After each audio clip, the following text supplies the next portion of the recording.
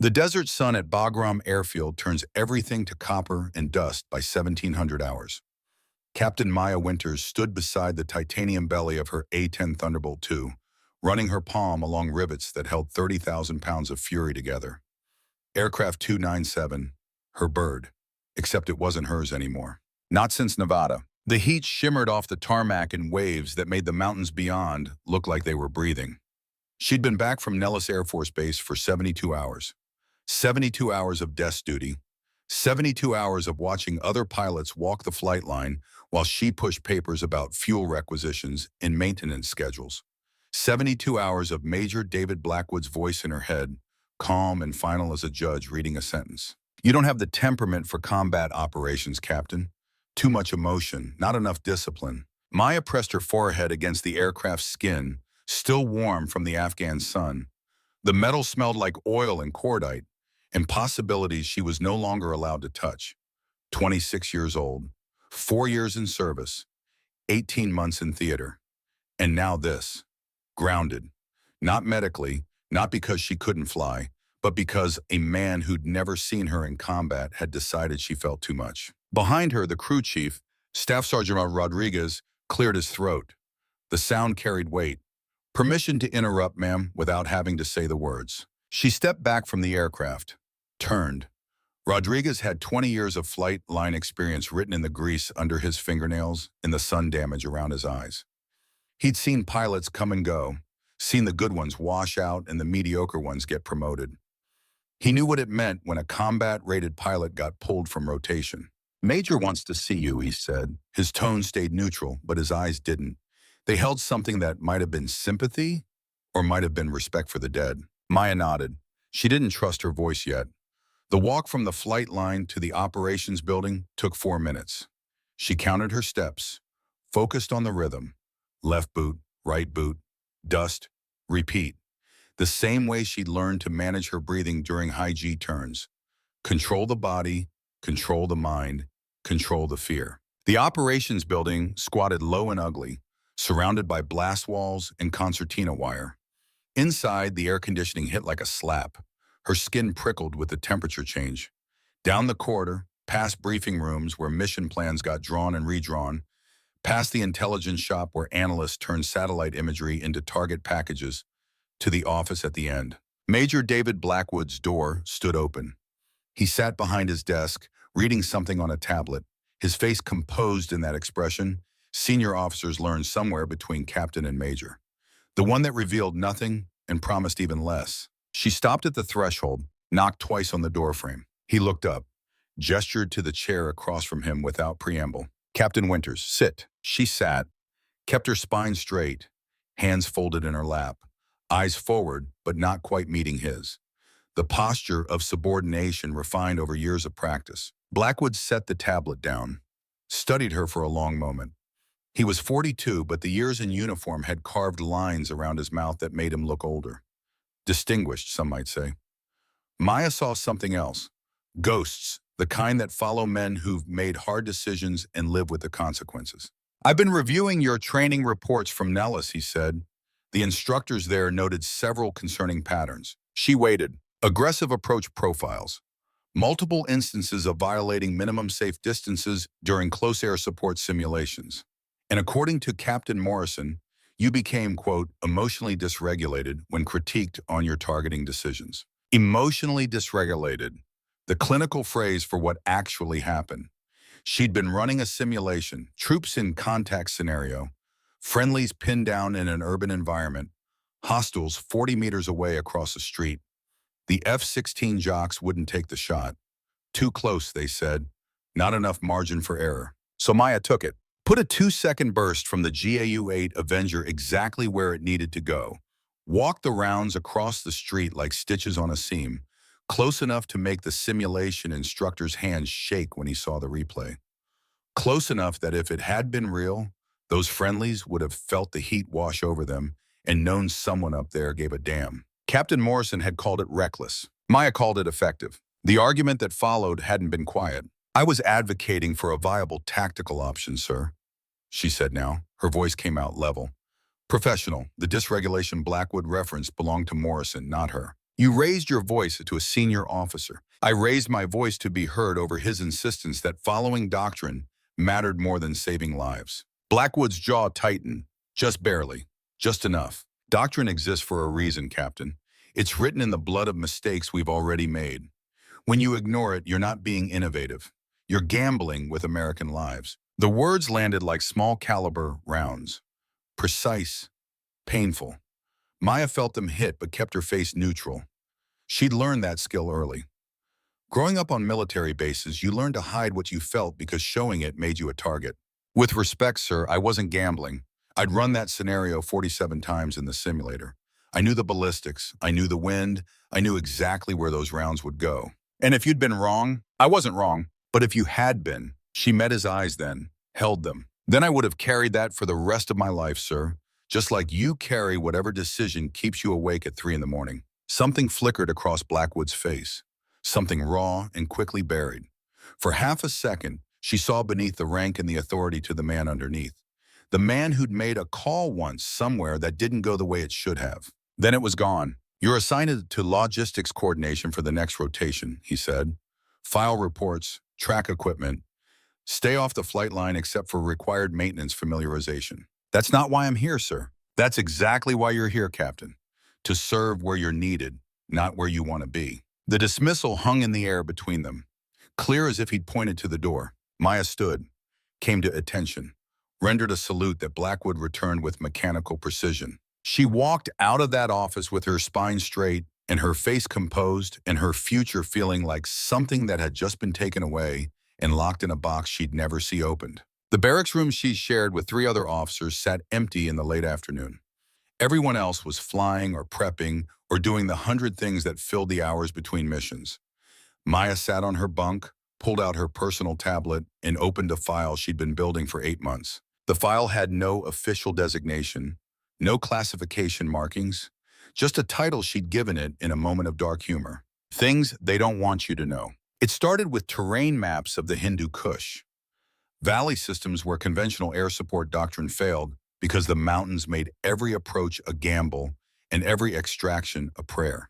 She'd marked them in red, overlaid them with engagement reports from the past 3 years, found patterns, found the places where Americans died waiting for help that couldn't reach them in time. Then she'd started running simulations, not the official ones in the training syllabus, private sessions in the simulator bay, access through a maintenance login she probably wasn't supposed to have.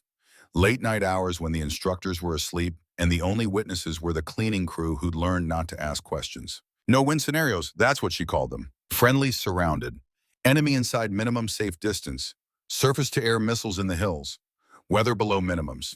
Every variable stacked wrong. The kind of situations where doctrine said stand down, wait for better conditions, don't risk the asset.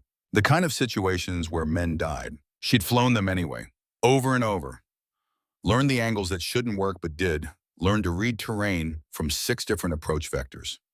Learned to put ordnance so close to friendly positions that the simulation software threw warning messages questioning whether she'd selected the right target. She had, every time. Maya scrolled through her notes now. Tangi Valley, Konar Province, the Peach River Corridor, places with pretty names that decorated graves. She'd memorized the topography the way some people memorize poetry. Every ridgeline, every fold in the ground where a team could dig in or where an enemy could set an ambush. Her tablet chimed, an encrypted message from Captain Jennifer Chen, an intelligence analyst she'd befriended over shared midnight shifts in mutual frustration with how slow the system moved. The message contained a single line. You asked me to watch for unusual pattern changes. Check your secure inbox. Maya's pulse kicked up. She switched applications, entered her credentials, waited for the system to authenticate. The message from Chen came through with 3 attachments: satellite imagery, communications intercepts, analysis summary. She read the summary first. SIGINT indicates coordinated Taliban movement in Sector 7 over past 96 hours. Assessment: probable preparation for major operation. Pattern suggests goal is not territorial gain, but high-value target elimination. Recommend increased air patrol coverage. Sector 7. Maya pulled up her terrain database, cross-referenced the coordinates. Tangi Valley. Her hands moved before her brain caught up. pulled up every piece of data she had on that valley, studied the approaches, the dead zones where radar couldn't see, the places where a smart enemy could position assets to turn a valley into a kill box. And there it was, right there in the terrain analysis she'd done 4 months ago. A perfect ambush site if you wanted to isolate a ground force and deny them air support. High ridges on 3 sides. Natural choke points. Terrain masking that would make surface-to-air missiles nearly impossible to detect until they launched. She'd circled it in red, written a single word in the margin. Trap. Maya checked the date on Chen's intelligence report. The Taliban movement had started 4 days ago, which meant whatever they were planning was probably happening soon. She drafted a response to Chen, flagged it priority, sent it secure. Then she pulled up her access to the operations schedule. Technically, she wasn't supposed to look at current mission planning anymore. Logistics coordination didn't need to know which teams were going where, but the system hadn't revoked her credentials yet. She found what she was looking for buried in the Special Operations folder. A reconnaissance patrol, SEAL Team 6. Insertion plan for tomorrow at 0600. Location, Tangi Valley. Maya's blood went cold. She pulled up the mission brief. Read it twice. They were going in light. 12 men. Quick look operation to assess enemy strength and locate a high-value target that intelligence indicated might be in the area. In and out before dawn, minimal support footprint to maintain stealth. It was a textbook setup for disaster. She looked at the mission commander's call sign, Griffin 6. The room tilted, just slightly, just enough that she had to put her hand on the bunk to steady herself. Griffon 6. She knew that call sign. Knew it the way you know the sound of your own heartbeat. Hadn't heard it in 8 years. Hadn't wanted to hear it. But there it was, written in official typeface on an official document that meant tomorrow morning a team was walking into a valley she'd marked as a death trap 4 months ago.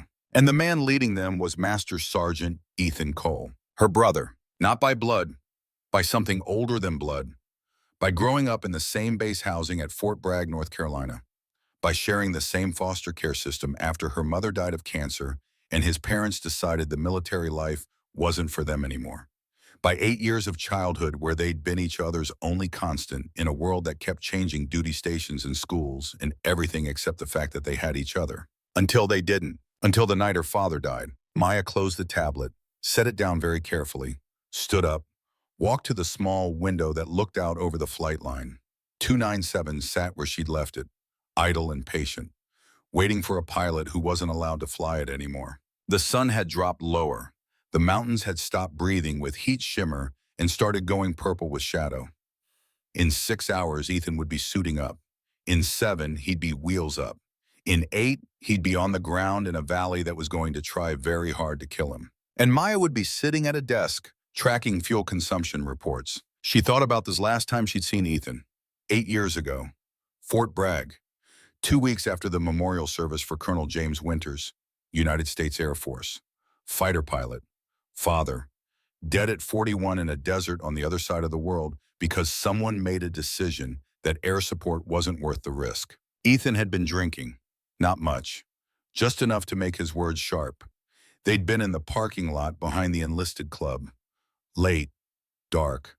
The kind of empty that meant they could say things they'd been holding back. He'd looked at her with eyes that were too old for 26 and said the words that ended everything. If you hadn't begged him to stay in, if you hadn't made him think he had to prove something, he'd be alive. The words hadn't been fair. Maya knew that even then. Knew Ethan was looking for something to blame because the alternative was accepting that sometimes people just died for no good reason in wars that didn't make sense. But knowing didn't make the words hurt less. She'd walked away. Joined the Air Force Academy a month later. Became the pilot her father never got to see her be. And Ethan went special operations, disappeared into the world of classified missions, and redacted after-action reports. And they'd existed in separate orbits for 8 years. Until now. Until a mission plan with his call sign on it landed on a server she wasn't supposed to be accessing. Maya turned away from the window, sat back down at her tablet, pulled up the simulator access logs, found the session she'd run 3 weeks ago. The one where she'd taken an A-10 into Tangi Valley under the worst possible conditions and brought everyone out alive. It had taken her 11 attempts. The first 10 ended with American casualties. She watched the replay of attempt number 11. Watched herself thread the aircraft through terrain that should have been impossible. Watch the targeting solution come together in fractions of a second. Watch the rounds walk exactly where they needed to go. And she knew something with absolute certainty. Ethan was going to need her tomorrow. The system wasn't going to send her, which meant the system was wrong. Maya pulled out a piece of paper. Real paper, not digital. Picked up a pen, started writing. Not a plan, not yet, just words. The kind you write when you know what comes next might be the last thing you ever do. To whoever finds this. The letter started like that because she didn't know who would read it first. If I'm reading this out loud to you later, we can laugh about it. If someone else is reading it to you at my funeral, know that I acted because 381 Americans were about to die while paperwork argued with itself. She kept writing, explained her analysis, cited the terrain studies, referenced the simulation data, built a case not for what she was about to do, but for why it was the only thing that made sense. When she finished, she folded the letter, sealed it in an envelope, wrote Major David Blackwood on the outside, put it in her desk drawer. Then she pulled up the maintenance schedule for 297, checked the fuel status, checked the weapons load. Everything she'd need was already there. The aircraft was mission ready, sitting on the flight line, waiting. Maya looked at her watch, 2,200 hours. Ethan's team would insert at 0600, which gave her 8 hours to do something she'd never done before. Violate a direct order. The thought should have scared her, should have made her hands shake. But they stayed steady as she pulled out her flight suit, as she checked her personal kit, as she went through the same pre-mission routine she'd done 100 times. Because this wasn't about fear, this was about math. 412 men going into a valley she'd studied for months. A valley that was going to try to kill them. And one A-10 pilot who knew how to keep them alive. The equation was simple. Her career on one side, their lives on the other. The balance wasn't even close. Maya changed into her flight suit, checked the zippers, checked the patches, checked her survival vest and the pistol in her shoulder holster and the radio frequencies already programmed into her kneeboard card. Then she sat down and waited for the base to get quiet, waited for the shift change that would happen at 0300, waited for the moment when the gap between what was legal and what was necessary got small enough that she could step through it. At 0215, her tablet chimed again. Another message from Chen. SIGINT confirms major Taliban movement continuing. Assessment upgraded to imminent attack. Recommend immediate mission scrub for any ground operations in Sector 7. Maya read it twice. Sent a single word reply. Received. Then she deleted the message thread, cleared her cache, made sure there was no digital trail that would lead back to Chen when the investigation started. Because there would be an investigation. And Chen had a family, a husband, 2 kids, a career that shouldn't end because she tried to help Maya save lives. At 0245, Maya stood up, picked up her helmet bag, walked out of the barracks. The night air felt different than the day heat. Cooler, clearer. The kind of air that let you see stars even through the light pollution of the base. She walked the flight line like she belonged there, like she had every right. Nobody stopped her. The crew chiefs were doing their shift change. The operations desk was focused on the morning's scheduled launches. Nobody was watching aircraft 297. She did her pre-flight in the dark, hands moving by muscle memory, oil, hydraulics, chaff, flares, targeting pod, inertial navigation system. Every check precise and methodical. The A-10 was already armed. Full load of 30mm, Mavericks, rockets, everything she'd need to turn a valley into a safe place for Americans to walk. The cockpit smelled like jet fuel and worn leather, and 1,000 flights before this one. Maya strapped in, connected her oxygen, pulled her helmet on. The world narrowed to the heads-up display and the instruments and the voice in her headset that was just her own breathing. She didn't call tower, didn't file a flight plan, didn't ask permission, just started the engines. The APU spun up with a whine that became a roar. The twin turbofans caught. The whole aircraft shuddered like something waking up. Maya ran through the start checklist from memory. Watch the gauges come alive. Watch the systems go from standby to active. 297 was ready. So was she. She released the brakes, let the aircraft roll forward, taxied toward the runway like she had clearance. Like this was just another mission. Like her career wasn't about to end before she even got airborne. The radio crackled. Tower frequency. Someone had noticed. Aircraft 297 stayed in tensions. Maya switched to guard frequency. The emergency channel, the one everyone monitored. Any station. This is Phantom 7 departing Bagram, inbound Tangi Valley. 412 Americans about to be overrun, breaking regulations to save them. She pushed the throttles forward. The A-10 accelerated, slow at first, building speed like something heavy learning to run. The runway lights streaked past, the airspeed indicator climbed. 60 knots, 80, 100. At 120, she pulled back on the stick. The nose came up. The main gear lifted. The aircraft left the ground reluctant and powerful and absolutely committed. Maya retracted the landing gear, climbed into the darkness, pointed the nose toward mountains she'd memorized, in a valley she'd never seen, in a brother she hadn't spoken to in 8 years. Behind her, Bagram Airfield erupted in radio traffic, voices demanding she return to base, threats of court-martial, promises of consequences. She turned the volume down, focused on the navigation display.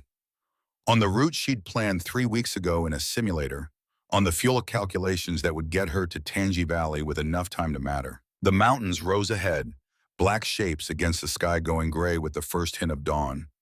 Maya checked her weapon systems, armed the gun, safetied the missiles, made sure everything was ready for what came next. Somewhere below, Ethan and his team were moving into position, unaware that the valley was a trap, unaware that Maya was coming, unaware that the sister they hadn't spoken to in 8 years was about to bet everything on a series of shots she'd practiced in secret, in a belief that sometimes the right thing to do was the thing everyone told you not to. The radio crackled again. Different voice this time, calmer, more controlled. Phantom 7, this is Bagram Actual. Major Blackwood speaking. You are ordered to return to base immediately. Acknowledge. Maya's hand hovered over the transmit button. She thought about everything she wanted to say. About her father, about the men who were going to die if she turned around, about the fact that Blackwood knew what it meant to make the wrong call and live with it. But words wouldn't change anything, so she said the only thing that mattered. Sir, I'm authorized to save Americans. Nothing else matters. Then she switched frequencies, left the command net behind, tuned to the tactical channel where Ethan's team would be communicating. And she listened. Static at first, then voices. Calm, professional. The sound of men who did impossible things in bad places and made it look routine. Griffon 6, we're at checkpoint Alpha, no contact. Proceeding to insertion point. That was Ethan. His voice older but still familiar, still carrying that Carolina accent he'd never quite lost. Maya's hands tightened on the stick. She had 12 minutes until she reached Tangi Valley. 12 minutes to prepare for something that couldn't be prepared for. 12 minutes until she found out if all those simulations and all that practice and all that certainty meant anything in the real world. The mountains filled her windscreen now, dark and massive and uncaring, the kind of terrain that had killed better pilots than her. She dropped lower, followed the valleys, used the terrain to mask her approach. On the radio, Ethan's team went quiet, moving into position, getting ready for whatever came next. Maya checked her weapons one more time. And then the valley opened ahead of her, darker than the rest, a gash in the mountains that looked like something had taken a knife to the world. She'd seen it in satellite photos, in topographic maps, in three-dimensional renders on a computer screen. But this was different. This was real. This was where the math stopped and the faith began. Maya took a breath, let it out slow, pushed the stick forward, dove toward the valley floor. And somewhere in the darkness below, Ethan's radio crackled with a sound he hadn't heard in 8 years, a voice he'd spent 8 years trying to forget. Griffin 6, this is Phantom 7. I'm inbound to your position. If you're listening, I'm sorry for everything, but right now I need you to mark your position and get ready to move, because in about 90 seconds, this valley is going to get very loud. The transmission ended. Silence. Then Ethan's voice came back, rough, disbelieving, carrying 8 years of questions and anger, and something that might have been hope. Phantom 7, confirm identity. Maya's finger touched the transmit button. She thought about all the things she could say, all the explanations, all the apologies. Instead, she said what mattered. It's me, Ethan. It's Maya, and I'm coming to bring you home. The valley waited. The dawn was coming, and Captain Maya Winters flew into the darkness with nothing but skill and certainty and the absolute knowledge that sometimes the only way to save the people you love is to break every rule that says you can't. The valley looked different from 3,000 feet than it did on a computer screen. Darker, more alive, like something that had been waiting. Maya pushed the A-10 into a descending turn, eyes scanning the terrain below. The Hindu Kush Mountains rose on three sides, black silhouettes against the sky just beginning to lighten in the east. Dawn was coming. That meant visibility. That meant the enemy could see what was moving in their kill box. That meant time was already running out. Her radio crackled with Ethan's voice, still carrying that edge of disbelief. Phantom 7, say your position and intentions. She checked her nav display, calculated the approach vector, made the decision. 2 minutes out, coming from the northwest, I need you to mark your position with IR strobes and give me a sit rep. Silence. Then another voice cut in, younger, tighter, someone who'd been briefed about what happened when pilots went rogue. Phantom 7, this is Griffin 3. We did not request air support. Repeat, no air task to this mission. Maya had expected this. The SEALs ran their own operations, kept their own counsel, didn't trust outsiders, especially outsiders who showed up uninvited. Griffin 3, I'm not tasked. I'm volunteering, and you're going to need me. Negative. We're RTB and 30 mics, no support required. She almost believed him. Almost. Except she'd spent 8 months studying this valley and the last 3 weeks running scenarios, and she knew what was about to happen with the kind of certainty that comes from seeing the future written in terrain. Griffon 6, she said, directing her words to Ethan, ignoring protocol. You're moving into a prepared ambush site, multiple overlapping fields of fire, high ground on 3 sides, probable SAM positions. This is a trap, and you're walking into it. More silence. Longer this time. Maya could imagine the conversation happening on the ground. The team huddled in whatever cover they'd found. Ethan making the call. Trust the sister he hadn't spoken to in 8 years, or trust the mission brief that said this was a quick in and out. Then his voice came back. Different now. The command voice. The one that meant he'd made a decision and everyone else would follow it or get out of the way. Phantom 7, Griffon 6. Hold position at Angels 3. Do not engage unless directed. We'll verify your intel and advise. It wasn't permission, but it wasn't a rejection either. It was Ethan being Ethan. Careful, methodical, never taking anything on faith when he could verify it himself. Maya pulled the A-10 into a wide orbit above the valley, checked her fuel, checked her weapons, watched the eastern sky continue its slow transition from black to gray, and waited. Below, Ethan's team would be moving. 12 men in full kit, weapons ready, moving through terrain they'd studied but never seen. Looking for signs, looking for the trap she'd warned them about. They found it at 0547. Griffin 6's voice came back calm but carrying an undercurrent that Maya recognized. The sound of a man whose worst suspicions just got confirmed. Phantom 7, we've got eyes on 3 probable SAM positions. High ridges, east and south sectors. Heavy weapons emplacements. Multiple fighting positions. Count approximately 800 hostiles in prepared defensive positions. Maya's hands tightened on the stick. 800. The mission brief had estimated maybe 50. Someone's intelligence had been very wrong or very deliberately misleading. Recommend immediate extract, she said. You're outnumbered 70-1. Negative. We've got positive ID on Osprey 1. Osprey 1, the high-value target, the reason they'd come here in the first place. A Taliban commander who'd been killing Americans for 6 years and ghosts every time they got close. Griffon 6, extract now and come back with a company.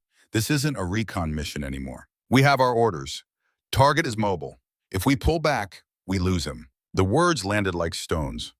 Maya knew that tone, knew what it meant. Ethan was going to complete the mission no matter what stood in his way. It was the same stubbornness that had made him a SEAL.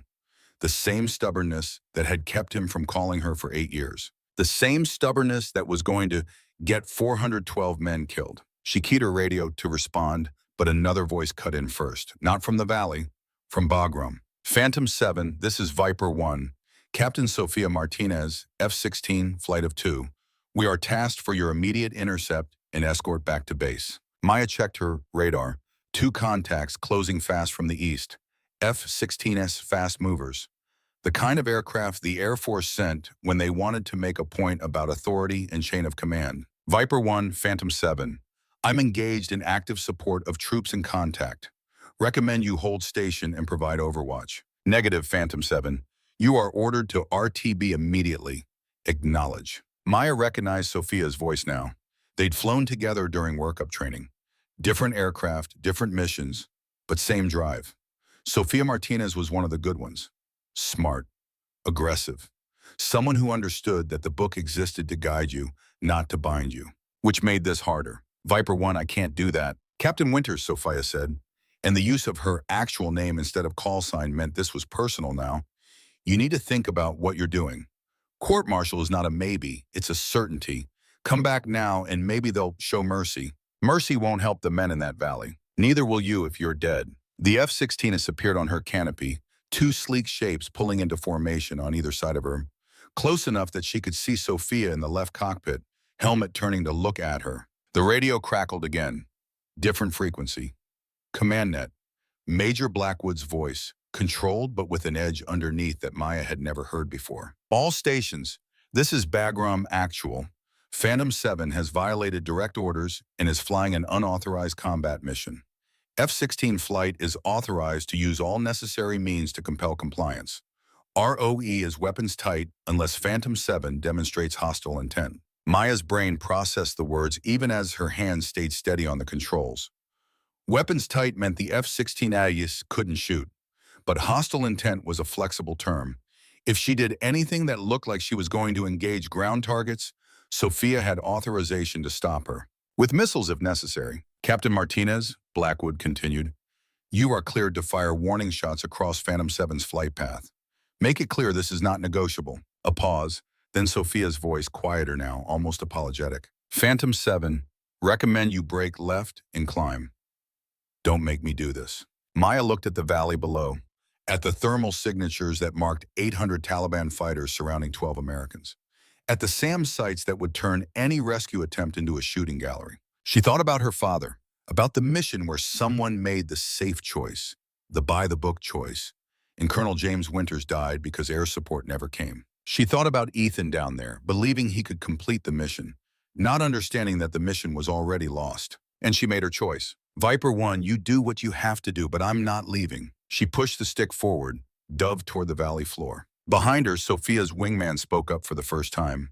Male voice, younger, uncertain. Viper 1, do we engage? Sophia's response came after a beat too long. The kind of hesitation that meant she was making a calculation between what she was ordered to do and what she thought was right. Negative. Hold fire. I'm going to talk her down. The F-16 on Maya's left wing matched her descent. Sophia's voice came through clearer now, on a discreet frequency, private between them. Maya, please. I know what you think you're doing. I know you think you're saving lives, but you're not thinking about the second-order effects. You get yourself killed. You become a case study in why women shouldn't fly combat. You become the reason they point to when the next female pilot wants a frontline billet. The words hit harder than Maya expected, because they were true, because Sophia was right about the bigger picture, the political reality, the way one pilot's mistake could set back a generation. But they were also irrelevant. I'm not thinking about the next female pilot, Maya said. I'm thinking about 412 men who are going to die in the next 30 minutes if someone doesn't help them. The valley rose up to meet her. She leveled out at 500 feet, low enough to see details. Movement on the ridgelines, weapons positions. The geometry of the ambush laid out like something from a textbook. On the ground, Ethan's voice cut through the radio chatter. All Griffin elements, we are compromised. Enemy is moving to surround our position. Request immediate extract. Maya checked her display. The SEALs had pushed further into the valley than she'd expected. They were deep now. Too deep. The kind of deep where helicopters couldn't get in and F-16s couldn't help because the enemy was too close. The kind of deep where only an A-10 could make a difference. Griffon 6, Phantom 7. Mark your position. I'm coming in. Negative. Stand down. We're calling for extract helos. There was no time to argue. Maya switched to the frequency she knew the rescue birds would be monitoring. Any dust-off elements? This is Phantom 7. Tangi Valley is hot. Multiple SAM sites. Heavy ground fire. Do not approach until the valley is sanitized. A new voice responded. Older, calmer, someone who'd done enough of these missions to know when the situation was sideways. Phantom 7, Dust-Off 2-1. Copy SAM threat. We're holding at standby point. Advise when ready for extract. Never, if Maya didn't do something. She armed her weapons, the familiar feel of switches clicking into place.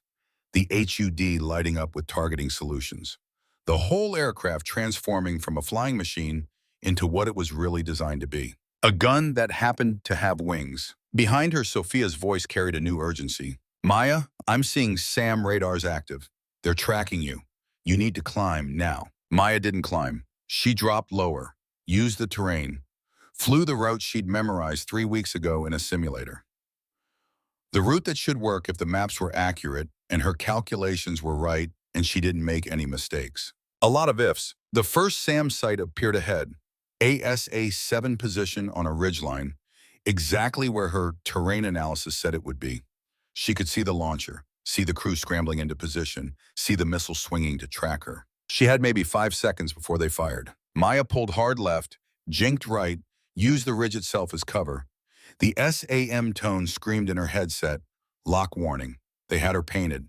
Were waiting for her to pop up so they could shoot her down. She didn't pop up. Instead, she came around the backside of the ridge, climbed just enough to clear the rocks, saw the SAM crew still looking the wrong direction, and fired. The Maverick missile leaped off the rail, covered the distance in 3 seconds, hit the SAM position in a bloom of fire and smoke that told Maya everything she needed to know. Splash 1 SAM. Sophia's voice came through tight with disbelief. Did you just engage a ground target? I just eliminated a threat to the rescue helicopters. That's semantics, and you know it. Blackwood's gonna have your head. He can have it, after I bring everyone home. The valley erupted. Every Taliban fighter who'd been waiting quietly in position suddenly opened fire. Tracers arced up from a dozen positions. Heavy machine guns, small arms, RPGs trailing smoke as they climbed toward her. The A-10 flew through it like it was built for exactly this. Titanium bathtub protecting the cockpit. Redundant systems. An airframe that could take hits and keep flying. Maya ignored the ground fire, focused on the next target, second SAM site, Southern Ridge. She came in from the northwest, terrain masking until the last second, then pulled up and pickled a second Maverick. Another explosion, another threat eliminated. On the ground, Ethan's voice carried the sound of a man watching the world go insane. Phantom 7, what are you doing? Opening a lane for the helicopters. Stay down. We didn't ask for this. You're going to die if someone doesn't do it anyway. She banked hard, pulled into a climb, checked her fuel and weapon status. 2 Mavericks gone, plenty of 30mm. Rockets, enough to matter. The third SAM site was the problem. It sat high on the eastern ridge, positioned where it could cover the entire valley. Take that out, and the helicopters could come in. Leave it active, and everyone stayed trapped. Maya started her approach run, low and fast, using every fold in the terrain. This one would be harder. They'd seen her tactics now, would be ready. The SAM tone came earlier than expected. They'd anticipated her route, were waiting. She broke left, dropped flares, jinked right. The missile launched, a white contrail climbing fast. The proximity warning screamed. She had maybe 2 seconds. Maya pulled the hardest turn she'd ever attempted in an A-10. 6 Gs pushing her down into the seat.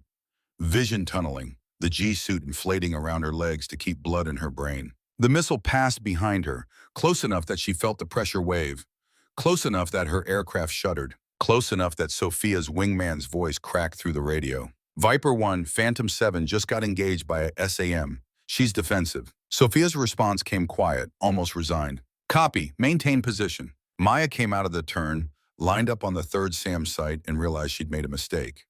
The angle was wrong. She couldn't get a Maverick shot. The terrain blocked it, which left only one option. The gun. She rolled into a dive, straight at the target, the kind of approach that put her in range of every weapon in the valley. The GAU-8 Avenger spun up. 30mm cannon, 70 rounds per second, depleted uranium penetrators that could punch through tank armor. Maya put the pipper on target, pressed the trigger. The aircraft shuddered. The gun roared, a sound like nothing else in aviation, a deep, brutal hammering that made the whole airframe shake. Tracers walked across the ridge, found the SAM launcher, kept firing. The launcher erupted. Secondary explosions as the remaining missiles cooked off, the whole position disappearing in smoke and fire. Maya pulled out of the dive, climbed, checked her displays. 3 SAM sites destroyed. The sky over Tangi Valley was clear. She keyed her radio to the rescue frequency. Dust off 2-1, Phantom 7. Valley is sanitized. You're clear to approach. Copy, Phantom 7. Inbound now. On the command net, Blackwood's voice cut through like a blade. Phantom 7, you have engaged ground targets in direct violation of orders. You are hereby ordered to disengage immediately and return to base. This is your final warning. Maya switched back to the tactical frequency. Ethan's frequency. Griffin 6, helicopters are 5 minutes out. What's your situation? His response came between bursts of gunfire, the sound of a firefight in full swing. We're pinned down. Enemy assault teams moving in from 3 sides. We've got maybe 15 minutes of ammo left. 15 minutes. The helicopters needed at least 10 to get in and load everyone. That left a 5-minute window. Not enough, not nearly enough. Unless someone kept the enemy off them. Griffon 6, Maya said, I need you to mark your position with IR strobes. I'm going to lay down suppressive fire. Negative, you'll hit us. I won't, trust me. The words hung in the air. 8 years of silence. 8 years of anger and regret and all the things they'd never said to each other. And now Maya was asking Ethan to bet his life on her skill. To bet 412 lives on it. The pause stretched. Then Ethan's voice came back. Quieter. Carrying something that might have been the beginning of forgiveness. Strobes are active. Please don't kill us, Maya. She checked her thermal display. Found the cluster of IR signatures marking Ethan's position. Saw the enemy assault teams closing in. 50 meters, 40, 30. Danger close didn't begin to describe it. Maya rolled into her attack run. Lined up the shot. This was what she'd practiced. 200 iterations in a simulator. Learning the exact point where precision met possibility. Where skill could overcome physics. The enemy was at 25 meters from Ethan's position. She pressed the trigger. The gun spoke. A 1-second burst. 21 rounds. Walking across the ridge exactly parallel to Ethan's position. Close enough that the SEALs would feel the heat. Close enough that the enemy would feel the terror. The assault stopped. Bodies dropped. The survivors broke and ran. Griffin 6's voice came through shaking with something between relief and disbelief. Phantom 7, good effect on target.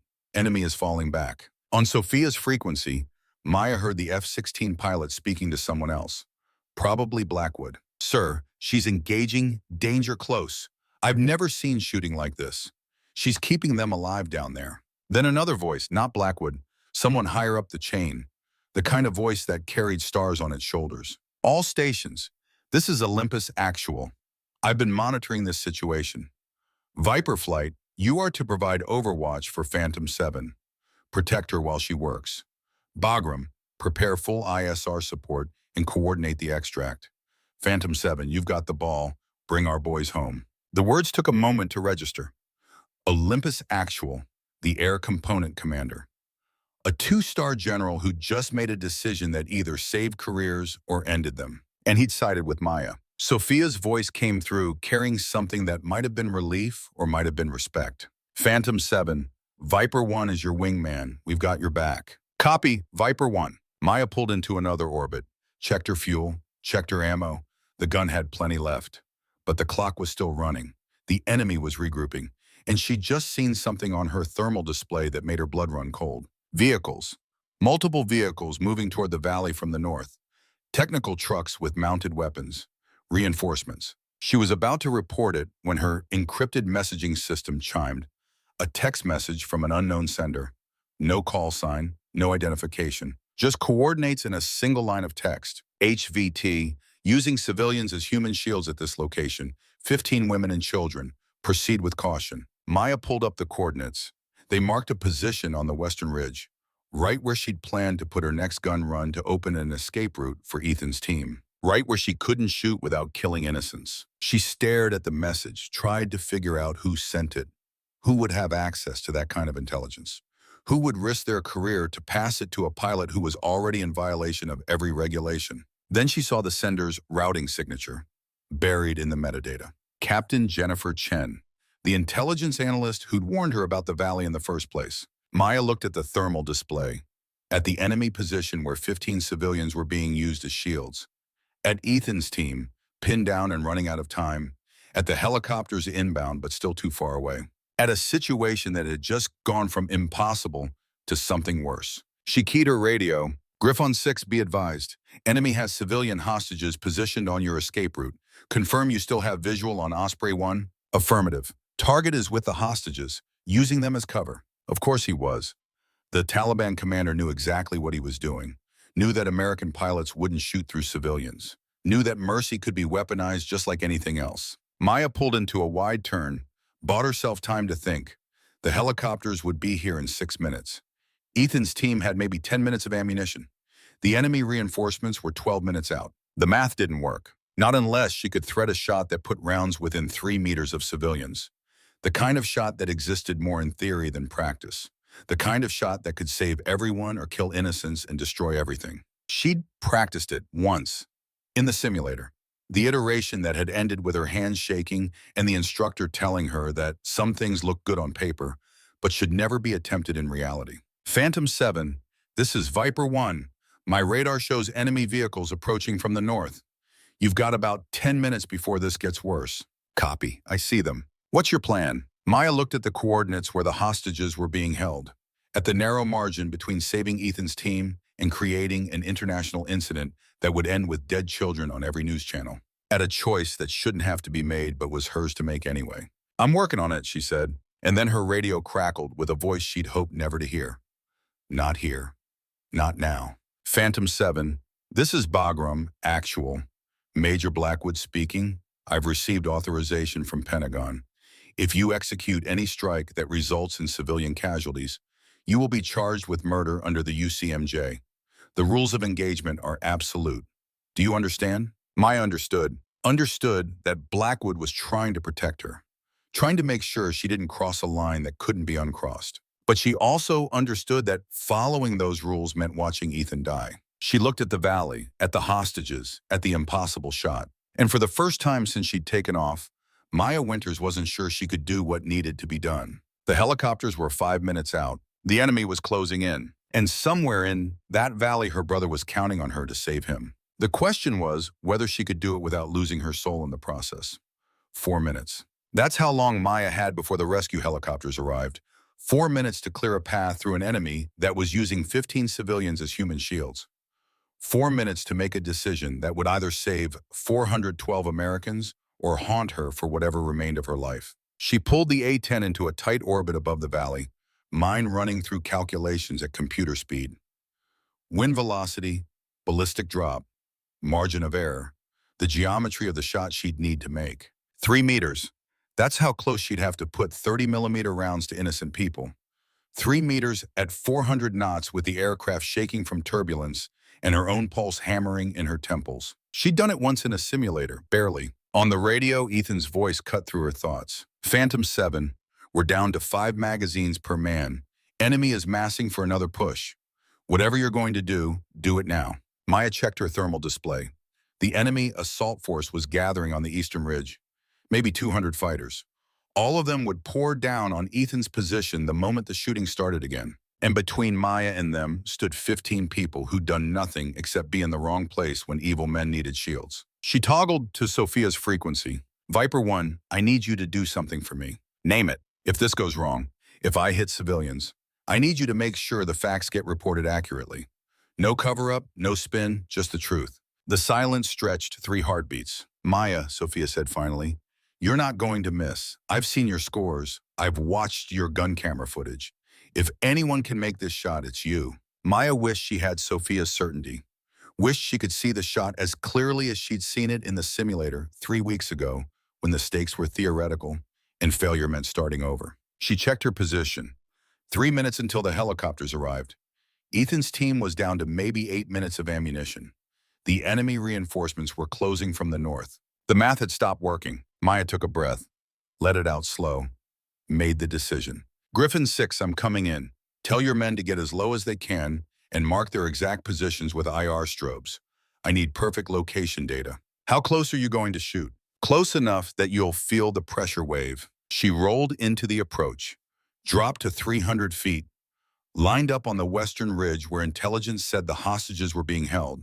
Her targeting pod painted the scene in green-tinted thermal. And there they were, 15 heat signatures clustered together. Smaller than the others, women and children, just like Chen had warned, and around them maybe 30 fighters, using the innocents as cover, betting that American mercy would be their armor. Maya's hands tightened on the stick. She had one chance, one shot, the kind of shot that separated luck from skill. The kind of shot her father would have taken. She thought about Colonel James Winters, about the mission where air support didn't come, about dying in a desert because someone decided the risk wasn't worth it. And she knew what she had to do. Maya adjusted her angle, came in from the north instead of the south. It gave her a worse shot geometry, but it meant the civilians would be upslope from where her rounds would impact. Gravity would pull her fire away from them instead of toward them. It also meant she'd be flying straight into the heaviest concentration of enemy fire. So be it. The targeting pipper settled on the ridge. Maya made one final calculation. Adjusted for wind, for altitude, for the ballistic trajectory at this specific angle and airspeed. She checked her thermal one more time. The civilians were clearly grouped. The fighters were positioned in a semicircle around them. She could draw a line between the two groups with enough margin that even accounting for dispersion, the hostages would be safe. If her calculations were right, if the wind didn't shift, if her hand stayed steady, Maya pressed the trigger. The U-8 roared, 70 rounds per second chewing across the ridge. She held the burst for exactly 0.75 seconds. 52 rounds, walking a line of depleted uranium 3.2 meters downslope from where the hostages huddled. The ridge erupted, dust and smoke, and the red mist of bodies coming apart. The enemy fighters scattered. Some ran, some died before they could. The hostages stayed still, frozen in terror or disbelief, or the simple shock of being alive. Maya pulled out of the dive, climbed, checked her thermal. All 15 signatures still showed warm, still moving, still breathing. She'd threaded the needle. On the ground, Ethan's voice came through carrying a note of something close to awe. Phantom 7, good effect. The ridge is clear. Enemy is falling back. That was the most precise gun run I've ever witnessed. Griffin 6, your escape route is open. Start moving west. The helicopters will pick you up at the Elzam. Copy, we're moving. Maya pulled into another orbit, watched Ethan's team begin their extraction. 12 men moving in pairs, bounding from cover to cover. Professional and precise even with the enemy trying to kill them. She'd bought them maybe 5 minutes. Maybe. The enemy reinforcements from the north were 4 minutes out. It was going to be close. Then Sophia's voice cut through the radio with an urgency Maya had never heard from her. Phantom 7, I've got multiple radar contacts. Fast movers inbound from the west. They're not ours. Maya checked her radar. 4 contacts. Coming in low and fast. Her threat computer painted them as hostile. She toggled through her identification systems. Tried to get a visual ID, but they were still too far out. Viper 1, can you identify? Negative. They're jamming, but based on speed and profile, I'm calling them enemy fighters. Probably MiG-21s out of across the border. Maya's blood went cold. MiG-21s, old Soviet-era fighters, fast, maneuverable, and flown by pilots who didn't care about rules of engagement or civilian casualties. If they got into the valley while the helicopters were extracting, everyone died. She checked her air-to-air capability. The A-10 wasn't built for dogfighting. It was built for killing tanks, but it did carry 2 M9 Sidewinder missiles for self-defense. Short range, heat-seeking, better than nothing. Barely. Viper 1, Maya said, you need to intercept those fighters. Keep them away from the valley. I can't leave you alone down here. You have to. I can handle the ground. But if those MiGs get through, this whole thing falls apart. Sophia didn't respond immediately. Maya could imagine her running the calculation. 4 MiG-21s against 2 F-16. Good odds for the Americans under normal circumstances. But these weren't normal circumstances. Sophia would be outnumbered and operating at the edge of her fuel range. Maya keyed the radio again. Viper 1, I need you to trust me. Go. A pause. Then Sophia's voice came back with the tone of someone making a decision they hoped they wouldn't regret. Roger, Viper flight isn't engaging. Good hunting, Phantom 7. The 2 F-16 peeled away, climbed hard to the west, leaving Maya alone over the valley with nothing but an A-10, a nearly empty gun, and 412 men counting on her to keep them alive. She checked her fuel. 20 minutes. Maybe 25 if she was conservative. Checked her ammunition. 300 rounds of 30 millimeter. Enough for about 4 more bursts. Checked the situation on the ground. Ethan's team was halfway to the extraction point. The helicopters were 2 minutes out. The enemy reinforcements were 3 minutes away. The math still didn't work. Unless Maya could buy them 1 more minute, just 60 more seconds. Long enough for the helicopters to land and load and get out. She looked at the approaching vehicles. Counted them. 15 technical trucks, each one carrying a heavy machine gun and maybe 6 fighters. Another 90 hostiles about to enter the equation. Maya did the calculation, ran the numbers, came to the conclusion that there was only one way to stop that many vehicles with the ammunition she had left, and it was going to cost her. She rolled into a dive, came in fast and low. The trucks were moving in convoy formation on a dirt road that wound through the valley. No cover, no concealment, just open ground and the false confidence of men who thought air power couldn't touch them. Maya aimed for the lead vehicle, put the pipper on target, fired. A 1-second burst, 70 rounds. The truck disintegrated, flipped, rolled, blocked the road. The convoy stopped. Fighters poured out of the vehicles, started setting up weapons, heavy machine guns, RPGs, everything they had, and opened fire. The sky filled with tracers, green and red and white, streams of fire reaching up toward her like fingers trying to pull her down. The A-10's armor absorbed most of it, rounds pinging off titanium like rain on a tin roof. But not all of it. Maya felt the impacts. Multiple hits stitching across her right wing, then a heavier jolt. A 14.5 millimeter round punching through her right engine nacelle. The engine fire warning light illuminated. Steady red, not a false alarm. She activated the suppression system, pulled the throttle back to idle, started the emergency shutdown procedure she'd memorized but never wanted to use. The fire persisted. Temperature gauge climbing past red line. The engine was eating itself from the inside. Maya pulled the fire handle, shut down fuel flow, activated the backup extinguisher. The flames died, but so did her right engine. The A-10 could fly on one engine. The airframe was designed for it. Redundant systems, fail-safe architecture. But it couldn't fight effectively on one engine. Couldn't maintain the speed and maneuverability she needed. And she still had a convoy to stop. She came around for another pisas, slower now. The aircraft responding sluggishly with only half its thrust. The fighters on the ground had figured out she was hurt, were concentrating their fire, making every shot count. Maya lined up on the second truck, fired. Another burst, another kill. More rounds hit her aircraft. She felt them, heard them. The canopy took a hit, plexiglass starring but not shattering, holding. She was down to her last 200 rounds of 30 millimeter. 14 trucks left, 80 fighters, all of them between Ethan's team and safety. Maya checked her remaining weapons. No Mavericks, limited gun, just 2 rocket pods. 70 millimeter unguided rockets, area effect weapons. The kind of thing you used when precision didn't matter anymore. When you just needed to saturate a target area. She set up for a rocket run. Came in low, the aircraft shaking from damage and single-engine thrust. Pointed the nose at the convoy and pickled both pods. 38 rockets ripple-fired in 3 seconds. Streaked toward the convoy like a meteor shower. Hit the trucks, hit the ground around them, hit everything. The valley floor erupted in a rolling wave of explosions. Vehicles burning, secondary detonations as ammunition cooked off, the survivors running in every direction trying to escape. The convoy ceased to exist as a fighting force. Maya pulled up, checked her displays. The path to the extraction point was clear. On the radio, the helicopter pilot's voice came through calm and professional. Griffin 6, dust-off 2-1 is on the ground. Load your men. Roger, we're coming in. Maya orbited overhead. Watched the SEALs bound toward the helicopters. Watched them load. 12 men who'd walked into a trap and were about to walk out because one pilot had refused to accept defeat. Then her radar warning receiver screamed, SAM launch. From a position she thought was dead, a fourth site she hadn't known existed, hidden in terrain shadow until now. The missile climbed fast, heat-seeking, tracking her damaged engine's heat signature. Maya dumped flares. 4, 6, 8.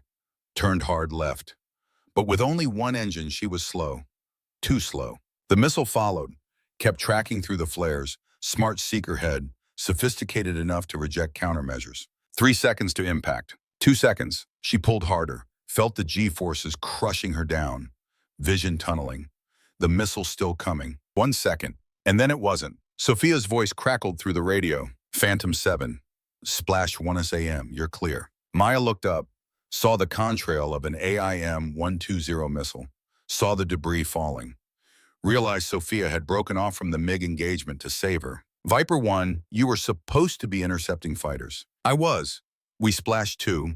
The other 2 are running. You needed help more. Maya didn't have words, didn't have time to find them, because her damaged engine was getting worse. Oil pressure dropping, temperature rising again despite the shutdown, and she was getting new warnings. Hydraulic pressure loss, flight control degradation. The damage was cascading through systems. On the ground, Ethan's voice came through. Dust off. 2-1, we're loaded. All personnel accounted for. Get us out of here. Roger, we're lifting.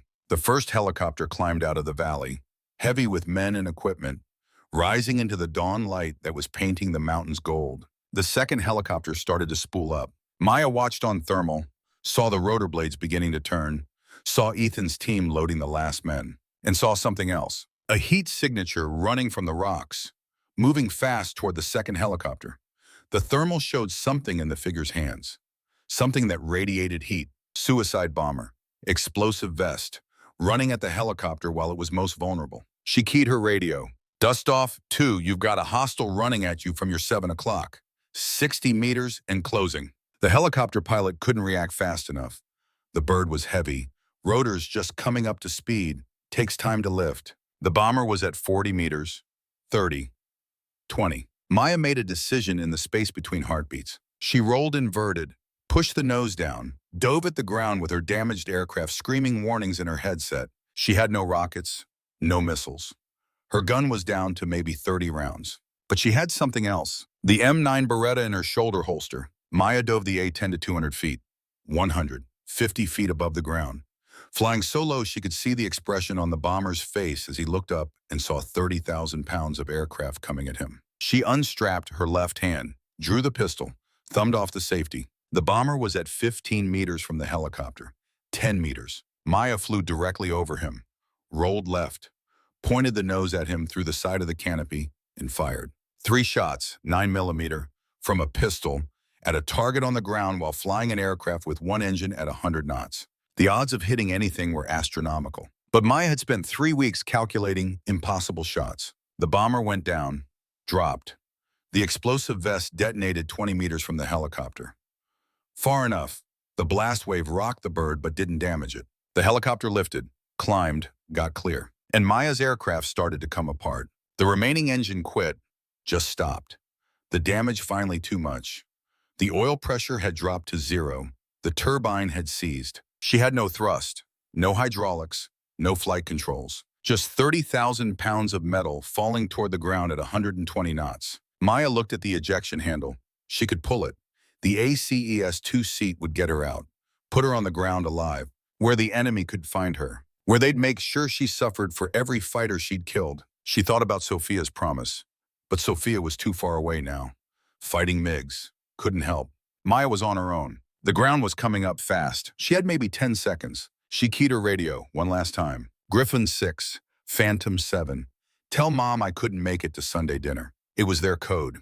From childhood, a way to say goodbye without saying the word. Ethan's voice came back immediately. Rough, urgent, knowing exactly what she meant. Maya, no, eject. We'll come back for you. Can't. I'm too close to your position. The enemy would get me before you could extract. Then glide out. Get to friendly territory. I don't have an aircraft anymore, just gravity. The ground filled her windscreen. Maya picked the least terrible spot. A dry riverbed, relatively flat, as good as it was going to get. 8 seconds. I'm sorry, she said. For everything, for Dad, for 8 years of silence, for all of it. Maya, please, take care of yourself, Ethan. Be the man Dad wanted you to be. 5 seconds. She pulled back on the dead stick, trying to flare, trying to bleed airspeed. The nose came up, slightly, the aircraft responding to aerodynamics if not to controls. 3 seconds. The A-10 hit the riverbed at 85 knots. The landing gear was already gone. The belly hit first. Metal on rock. The aircraft skidded, bounced, skidded again, tearing itself apart in a shower of sparks and debris. Maya's head snapped forward against the restraints. Her helmet hit something. The canopy frame. Her vision went white, then red, then black, and then nothing. Silence. The smell of jet fuel and dust and blood. Maya opened her eye. The left one, the right, wouldn't focus. She tasted copper, felt wetness on her face, blood. Hers. The cockpit was crushed around her. Twisted metal, the canopy cracked but intact.